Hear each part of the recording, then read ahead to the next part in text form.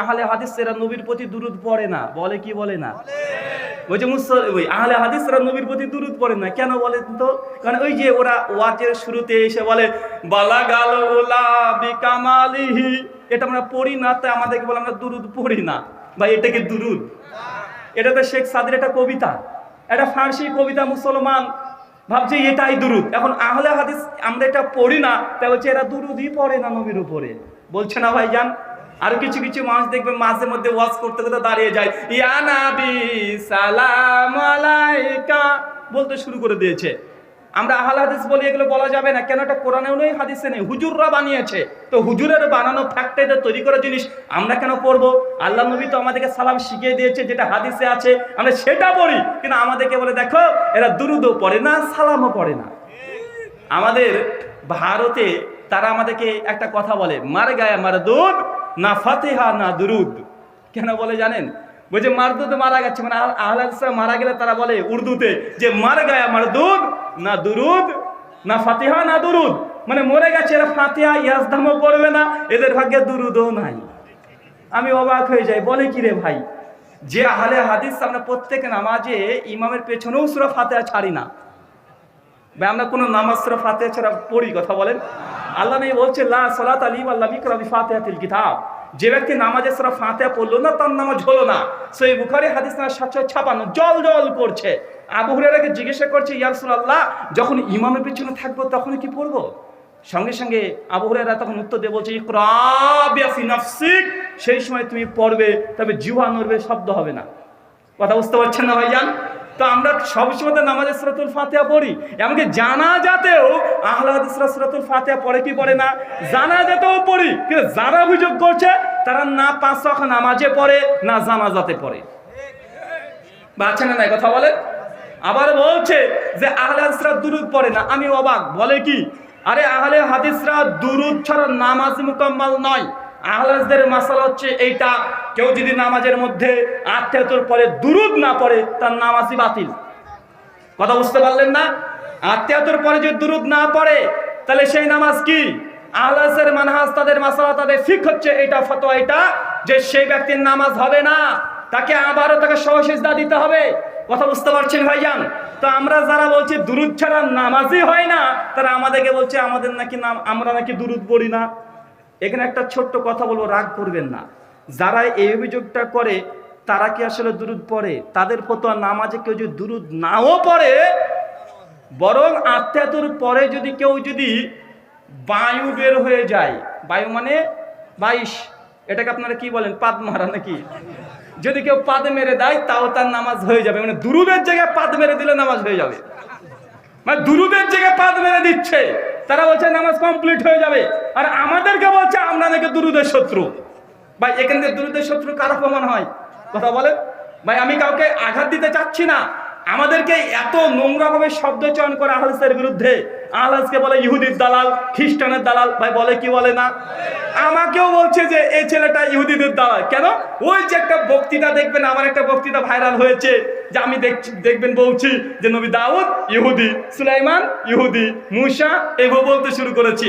ওই ভিডিও মানুষকে দেখাচ্ছে আর বলছে দেখো দেখো দেখো এই আহলে হাদিসরা ইহুদির দালাল, নবীদেরকে ইহুদি বলছে। ভাই আছে না? ভিডিও নিয়ে অনেক বক্তারা ওয়াজ করছে। আমি একটা আলোচনা দীর্ঘ 1.5 ঘন্টা আলোচনা করছিলাম। আলোচনার বিষয় ছিল ইহুদিদের ধ্বংসের কারণ।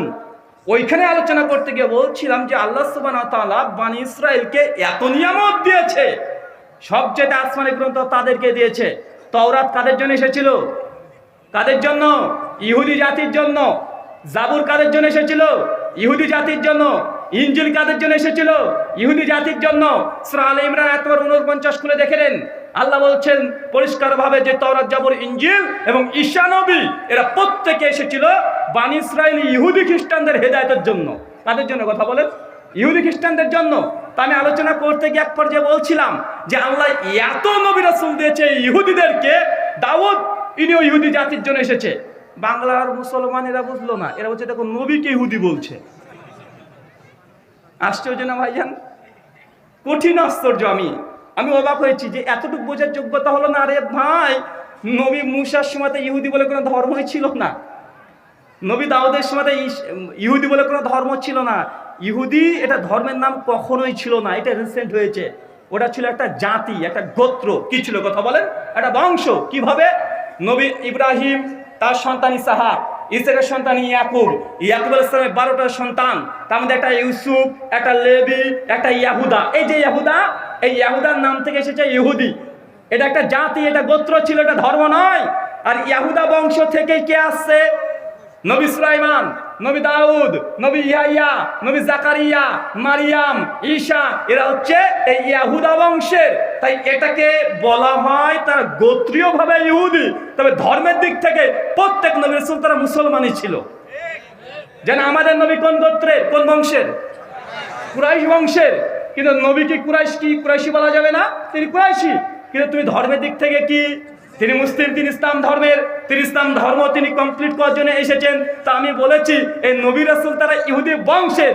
আর বাংলার হুজুর বুঝে নিলেন যে নবীদেরকে ইহুদি বলল। আছে না নাই? এই জিনিসটা ঠিক ডক্টর জাকির নায়েকের সঙ্গে হয়েছিল। ডক্টর জাকির নায়েককে একজন প্রশ্ন করেছেন, শিখ ধর্মের অনুসারী, প্রশ্ন করে বলছে, ডক্টর জাকির নায়েক আপনি বলেন যে আল্লাহ ছাড়া কাউকে সিজদা দেওয়া যাবে না, তবে আমরা দেখি যে পীর বাবার মাজারে সিজদা দিচ্ছে মুসলমান।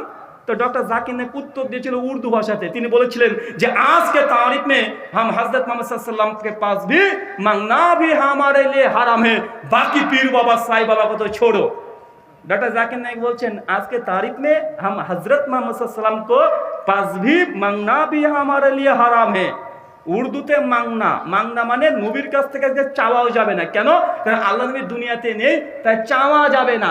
বাকি পীর বাবা সাই বাবা কত ছোড়ো, মানে বাকি পীরের কথা বাদই দেন। আর বাংলার মানুষ গড়তে গড়তে গড়তে গড়তে কি বুঝে নিল? ডাক্তার নায়েক বলল মাংনা বি হামারে লিয়ে হারামে, মানে চাওয়াও যাবে না। আর বাংলার মুসলমান বলছে মাংনা নেই বলকে মাংনা হে, মানে মানাও যাবে না। ডাক্তার জাকির নায়েক বলেছে নবীকে মানা যাবে না। ভাই বলেছে কি বলেন নাই? কথা বলেন। অতএব ডক্টর জাকির নায়েক ইহুদির দালাল, খ্রিস্টানের দালাল বানিয়েছে কি বানায় নাই? কথা বলেন। ডক্টর জাকির নায়েকের যত আলোচনা আছে আলহামদুলিল্লাহ কোন আলোচনাতে সন্ত্রাসী জঙ্গিবাদের পক্ষে কথা বলেছে? কথা বলেন না জঙ্গিবাদের বিরুদ্ধে কথা বলেছেন? গোটা বিশ্ব জগতে তিনি কথা বলছেন।